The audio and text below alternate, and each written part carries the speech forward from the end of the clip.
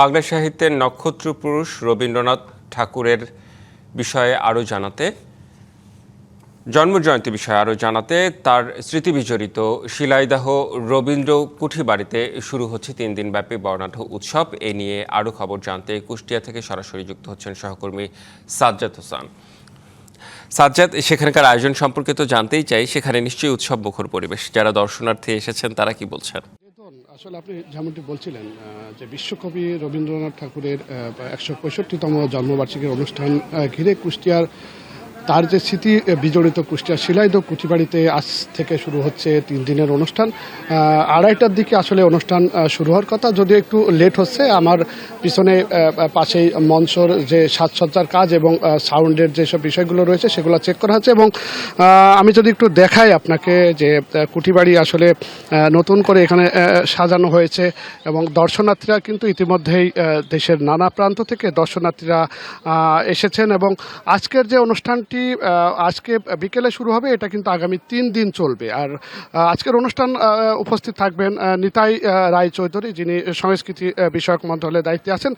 তিনি মূলত এটার অনুষ্ঠানের উদ্বোধন করবেন। এরপরে কিন্তু ওনার উদ্বোধনের পরপরই কিন্তু এখানে শুরু হবে সাংস্কৃতিক অনুষ্ঠান। বিশেষ করে রবীন্দ্রনাথ ঠাকুরের যে কালজয়ী গানগুলো আছে সেই গান এখানে প্রচার করা হবে। পাশাপাশি কবিতা আবৃত্তি, নাটক প্রদর্শনের ব্যবস্থা থাকবে। আর আপনি যেমনটি বলেছেন, আসলে দর্শনার্থীরা এখানে এসে অলরেডি উপস্থিত হয়েছেন। তারা অনুষ্ঠান কখন শুরু হবে সেটার জন্য আসলে অপেক্ষা করছেন। আমরা কথা বলেছি, তারা জানিয়েছেন যে আসলে এই যে শিলাইদহ কুঠিবাড়ি, এটা একটি আবেগের নাম। বিশেষ করে রবীন্দ্রনাথ ঠাকুর দীর্ঘ সময় এই কুঠিবাড়িতে অবস্থান করেছিলেন এবং তার যে রচনাবলী রয়েছে, তার যে সাহিত্যর যে ভাণ্ডার রয়েছে, তার কিন্তু বড় একটি অংশ এই শিলাইদহ। ঈদ আসবে, সাথে ক্যাশব্যাকও আসবে। নিজের বা প্রিয়জনের জন্য কেনাকাটায় এবারও নগদ পেমেন্টে পাচ্ছেন দারুণ ক্যাশব্যাক। তাই যাই কিনুন, পেমেন্ট করুন নগদে।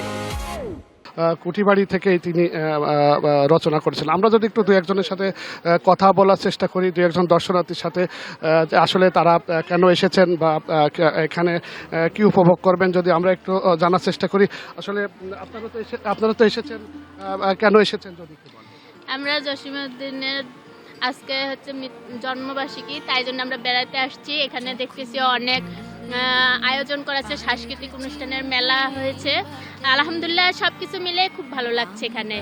তো বিশেষ করে আমার একটাই খারাপ লাগছে যে আজকে এই মেলাতে কোনো তার বইয়ের মেলা বসা হয়নি, স্টল বসা।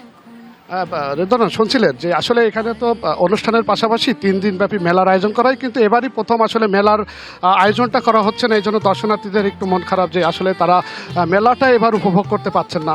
তাছাড়া অনুষ্ঠানের যেসব আয়োজন সব মিলিয়ে এখানে একটু উৎসবমুখর পরিবেশ বিরাজ করছে এবং কিছুক্ষণের মধ্যে অনুষ্ঠান শুরু হবে বলে আমরা আশা করছি।